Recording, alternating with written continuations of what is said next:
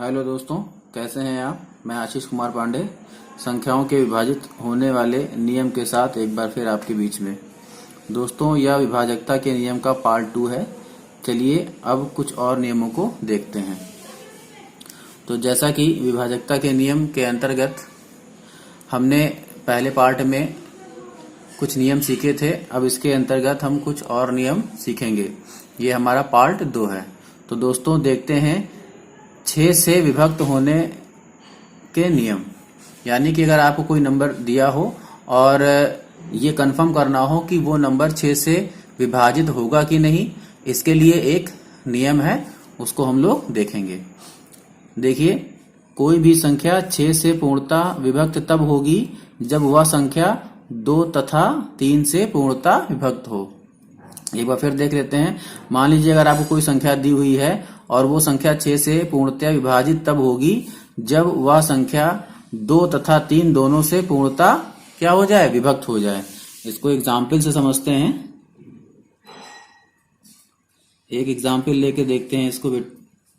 देखिए, अगर हम एक नंबर ले लें 19,752। तो देखिए दोस्तों, ये संख्या हमारे सामने है 19,752। अब हमें ये कंफर्म करना है कि ये जो नंबर दिया हुआ है ये 6 से डिविजिबल है कि नहीं है। तो दोस्तों, जैसा कि नियम कह रहा है कि सबसे पहले हमें देखना है कि 19,752 की जो संख्या है वो ऑड है या इवन है, सम है या विषम है। सम के बारे में मैं आपको बता दें कि जिस संख्या के अंत में 0, 2, 4, 6, 8 ये संख्याएं पाई जाती हैं वे संख्याएं सम संख्याएं कहलाती हैं। या हम कह दें कि जो संख्याएं 2 के से पूर्णतः विभाजित हो जाती हैं वो संख्याएं हमारी सम संख्या होती है। तो चलिए देखिए, 19,752 का जो इकाई का अंक है वो हमारा 2 है। तो यानी कि अगर इकाई के अंक में कोई सम संख्या है तो वो संख्या क्या कहलाएगी, हमारी सम संख्या। तो यानी कि जो ये संख्या है वो हमारे 2 से पूर्णतः विभाजित हो जाएगी। चलिए अब हम देखते हैं कि ये संख्या हमारी 3 से पूर्णतः विभक्त होती है या नहीं। पार्ट 1 में दोस्तों हमने आपको 3 से विभाजित होने के नियम बताए थे। वो नियम क्या थे कि दी गई संख्याओं के अंकों का हमको योग करना होता है। तो चलिए उनके संख्याओं के अंकों का हम लोग योग कर लेते हैं। अब अगर हम इनका योग करेंगे, देखिए 1 + 9 + 7 और +5 + 2, इनको जोड़ते हैं। 9 और 1 10, 10 7 17, 17 5 22 और 22 2 24। यानी जो संख्या हमारी 24 आ रही है वो संख्या अब हम क्या करते हैं, उसको 3 से विभाजित करते हैं। 3 से विभाजित करने के बाद देखते हैं कि ये संख्या इससे कटती है या नहीं कटती है। देखिए 3 एकम 3, 3 8 24। तो यानी कि दी गई संख्याओं का योग 3 से पूर्णतः विभाजित है, अतः यह संख्या हमारी 3 से क्या होगी, विभाजित होगी। चलिए दोस्तों, हम इसको चेक भी कर लेते हैं। दी गई संख्या को हम 3 से क्या करेंगे, विभाजित करेंगे। चलिए 3 का टेबल हमको रीड करना है। 3 त्रिका 9, 3 चौक 12, 3 छक 18, एक हासिल बचेगा 17 हो जाएगा, 3 25 15, 2 हासिल बचेगा 25 हो जाएगा, 3 8 24, एक हासिल बचेगा यहाँ पे 12 हो जाएगा, 3 चौक 12। तो देखिए दोस्तों, इस तरह हमने ये समझा कि दी गई संख्या 6 से पूर्णतः विभाजित है या नहीं है। चलिए एक एग्जाम्पल से हम लोग और समझ लेते हैं। हम लोग एक नया नंबर लेते हैं। मान लीजिए एक नया नंबर हमारा है 324। तो सबसे पहले दोस्तों हमको क्या देखना है, हमको देखना है कि इकाई के अंक में जो संख्या है वो सम है या विषम। तो देखिए 4 संख्या सम है और सम संख्या, कोई भी सम संख्या 2 से पूर्णतः विभाजित हो जाती है। अर्थात 324 जो संख्या है वो हमारी 2 से विभाजित होगी। चलिए अब हम दूसरी शर्त की तरफ चलते हैं कि 3 से संख्या ये विभाजित है कि नहीं। तो हम क्या करेंगे दोस्तों, हम इस संख्या का सम करेंगे। सम करने के बाद देखते हैं 3 2 5 4 9, जो सम संख्या 9 आई है। यानी कि जो 3 से विभाजित होने का नियम है वो नियम ये है कि जो दी गई संख्याओं के अंकों का योग करेंगे और अंकों का योग करने के बाद जो भी नंबर आएगा वो नंबर अगर 3 से पूर्णतः विभाजित है तो दी गई संख्या 3 से भी विभाजित होगी। तो देखिए 3 त्रिका 9, यानी कि जो अंकों का योग है वो 3 से पूर्णतः विभाजित है। अर्थात हम कह सकते हैं कि जो संख्या 324 है वो भी हमारी 3 से विभाजित होगी। चलिए इसको एक बार हम चेक भी कर लेते हैं। 3 एकम 3, उसके बाद देखिए यहाँ पे 0 लग जाएगा, 3 8 24। अब देख रहे हैं कि ये संख्या भी 3 से हमारी विभाजित हो गई है। तो दोस्तों अब जो संख्या 324 है वो 2 से भी विभाज्य है और 3 से भी विभाज्य है। अतः हम कह सकते हैं कि संख्या हमारी ये 6 से भी विभाज्य होगी। चलिए हम उसको भी एक बार चेक कर लेते हैं। 6 एकम 6, 6 पंचे 30, 2 हासिल आएगा, 24 हो जाएगा यहाँ पे, और 6 चौक 24। तो देखा आपने दोस्तों कि हमने इस तरह 6 से विभक्त होने का नियम सीख लिया है। अब हम अपने अगले नियम की तरफ चलेंगे। तो दोस्तों हम अब अपने अगले नियम की तरफ चल रहे हैं। अगला जो नियम है वो है 8 से विभक्त होने का नियम, डिविजिबिलिटी ऑफ नंबर 8। तो इसके नियम को पढ़ लेते हैं। जब किसी संख्या के अंतिम 3 अंक 0 हो अथवा अंतिम 3 अंक 8 से विभक्त हो तो वह संख्या 8 से पूर्णतया विभक्त होगी। यानी कि अगर हम इसको समझना चाहें तो हम कह सकते हैं कि जब भी कोई अगर हम नंबर लेते हैं और उस नंबर के अंतिम 3 अंक कौन से होते हैं? इकाई, दहाई और सैकड़े के। अंतिम 3 अंक 0 हो या अंतिम 3 अंक वही इकाई, दहाई और सैकड़े के जो अंक हैं वो अंक 8 से पूर्णतया विभाजित हो, तो हम कह सकते हैं कि दी गई संख्या हमारी 8 से विभक्त होगी। इसको एग्जाम्पल से समझ लेते हैं। मान लीजिए हम एक संख्या लेते हैं 27,000। तो सबसे पहले दी गई संख्या में हमको क्या देखना होता है? हमको देखना होता है कि अंतिम 3 अंक यानी इकाई, दहाई और सैकड़े का पहला नियम क्या है कि अंतिम 3 अंक 0 हो। तो देखिए अंतिम 3 अंक 0 है, तो इस कथन के अनुसार ये संख्या हमारी 8 से विभक्त होनी चाहिए। तो चलिए हम इसको चेक कर लेते हैं। 8 का पहाड़ा पढ़ते हैं। 8 एकम 8। अब देखिए 8 त्रिक 24, 8 त्रिक 24, 24 3 27, 30 हो गया है, 30 हो गया है। और 8 त्रिक 24, फिर 24 जाएगा, 6 बचेगा, यहाँ पे 60 हो जाएगा। और 8 छंग 48, 8 सत्ते 56, यानी 7 से जाएगा, 8 सत्ते 56, 4 बचेगा 40 और 8 पंचे 40। तो देखा आपने दोस्तों ये संख्या भी हमारी 8 से विभक्त हो गई है। चलिए दोस्तों इसको हम एक और एग्जाम्पल से समझ लेते हैं। एक संख्या हम ले लेते हैं, मान लीजिए एक संख्या हम ले लेते हैं 95,416।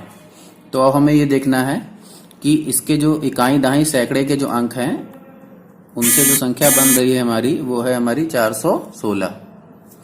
अब देखिए जो 416 है इसको हम 8 से डिवाइड करेंगे। 8 पंचे 40 हो जाएगा हमारा, और ये 16 है तो 8 एक कैरी करेगा, 16 हो जाएगा, तो हो जाएगा ये हमारा 8 दूनी 16। तो देखा आपने ये हमारी संख्या 8 से विभाजित हो गई है। तो कथन के अनुसार 95,416 जो संख्या दी गई है ये भी हमारी 8 से विभाजित होनी चाहिए। तो इसको भी चेक कर लेते हैं।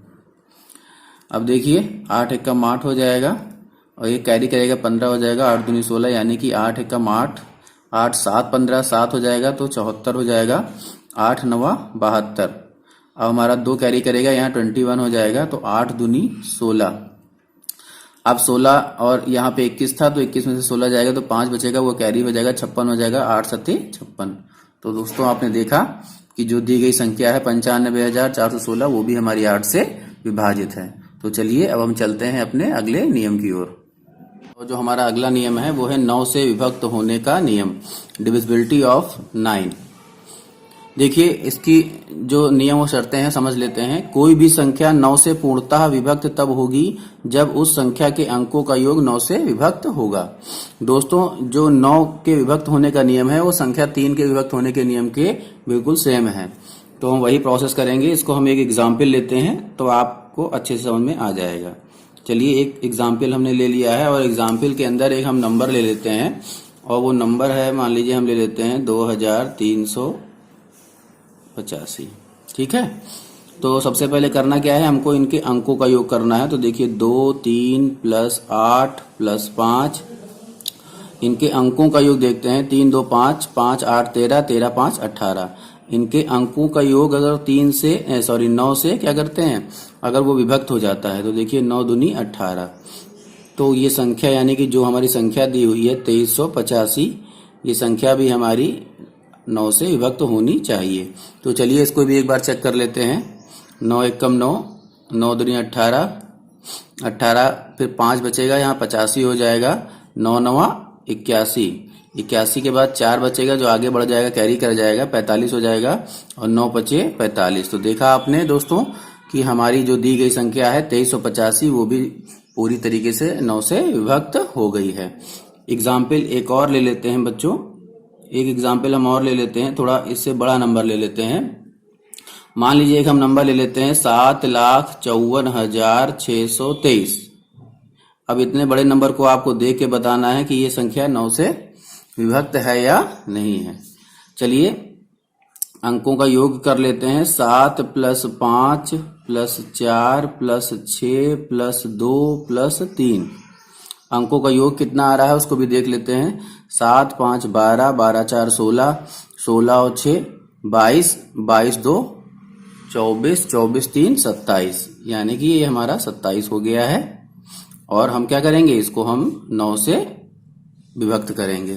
ठीक है, तो देखिए 9 त्रिक 27, यानी कि इसका अंकों का योग भी क्या हुआ है, 9 से पूर्णतः विभक्त हो गया है।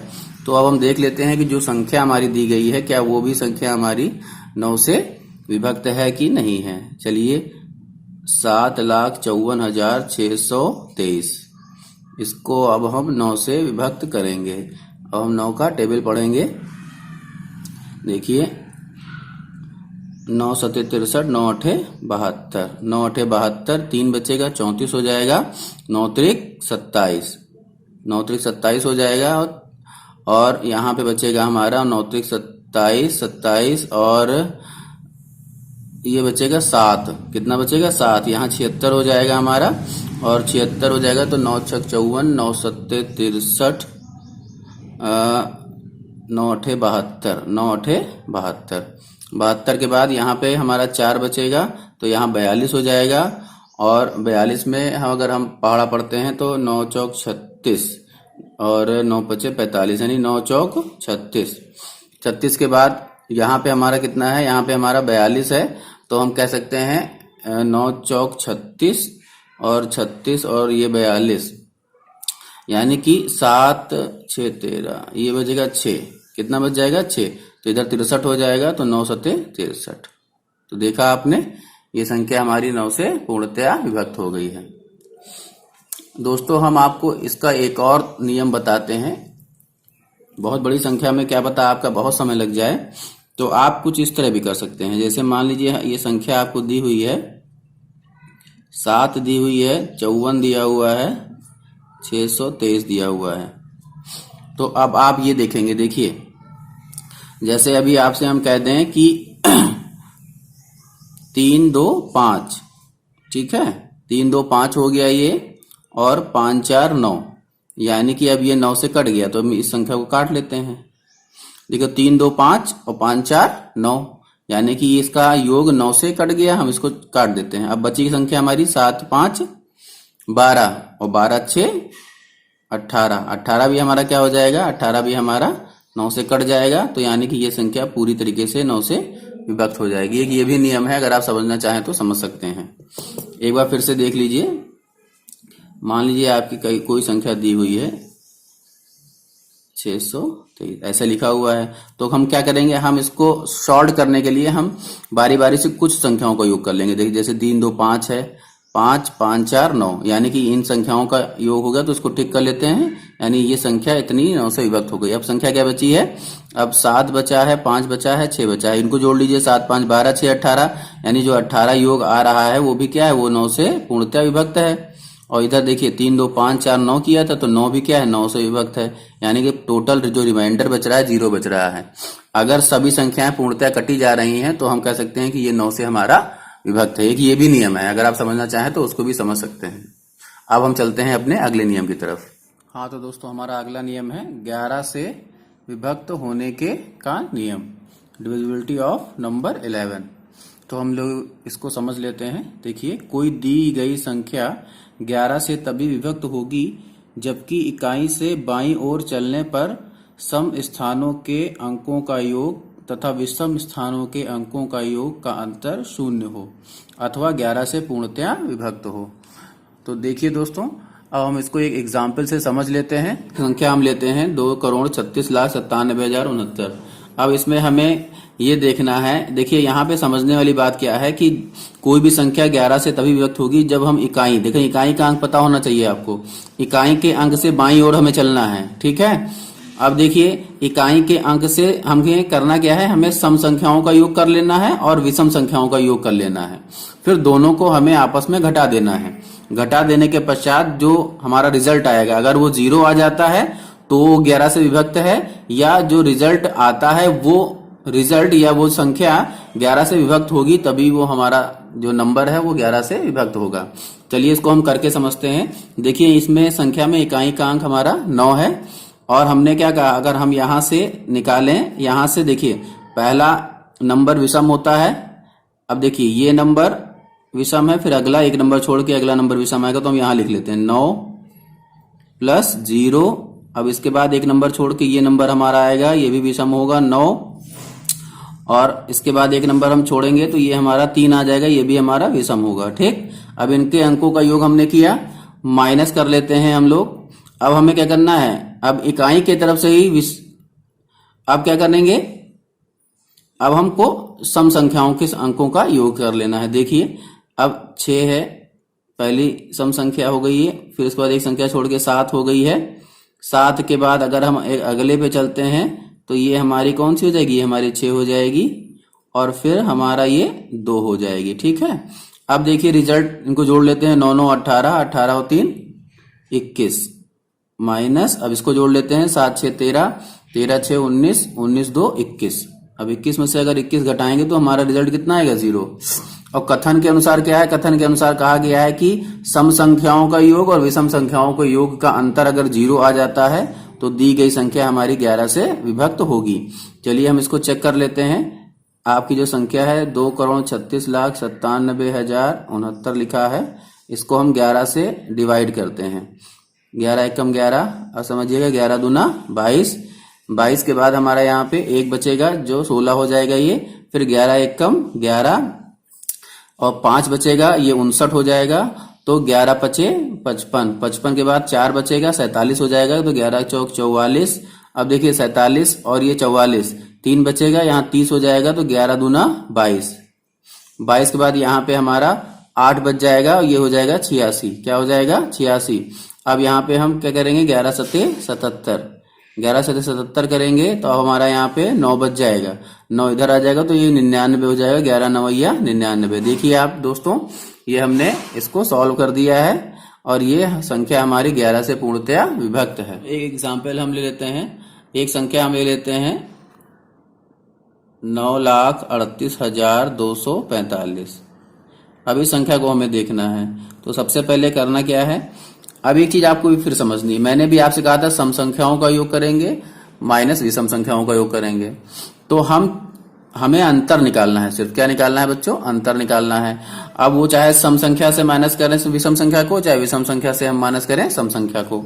तो चलिए पहली जो आपकी संख्या है वो क्या है, वो 5 है विषम संख्या, फिर 2 है, फिर विषम संख्या क्या होगी, 3 होगी, फिर विषम संख्या, बस देखिए 5 हो गई, 2 हो गई और ये 3 हो गई, ये हमारी विषम संख्याएं हो गई, माइनस कर देंगे यहाँ पे हम। अब देखिए पहली सम संख्या हमारी 4 है, प्लस हमारी क्या है 8 है, फिर हमारी क्या है 9 है, ठीक। इसको हम लोग जोड़ लेंगे, 5 2 7 3 10 हो जाएगा, 8 4 12 9 21 हो जाएगा, और इसका जो रिजल्ट आएगा वो आएगा माइनस का 11। दोस्तों ध्यान रखना, हमें इस माइनस से कोई मतलब नहीं है, हमें जो ये रिजल्ट निकला है इसको हमें देखना है कि ये नंबर 11 से विभक्त है या नहीं है। देखिए 11 ही आया है, तो 11 एकम 11 यानी कि ये नंबर पूर्णतया 11 से विभक्त है। अब हमें जांच कर लेनी है कि क्या ये कथन सत्य है कि नहीं, तो इसके लिए हमें दी गई संख्या को 11 से विभाजित करना पड़ेगा। तो चलिए हम लोग 11 से इसको विभाजित करते हैं, 11 एकम 11। अब देखिए यहाँ पे 93 है, तो 11 8 88 होगा, क्या इतना होगा 11 8 88, 5 बचेगा, तो यहाँ पे 58 हो जाएगा। अब 11 यहाँ पे देखिए 58 हो गया, तो 11 पचे 55, 55 हो गया है। अब 3 बचा है, कितना कैरी बचा है 3, यहाँ पे जाएगा 32 हो जाएगा, तो 11 दूना 22। अब 22 में से 32 में से 22 जाएगा, 10 बचेगा, तो यहाँ पे 104 हो जाएगा।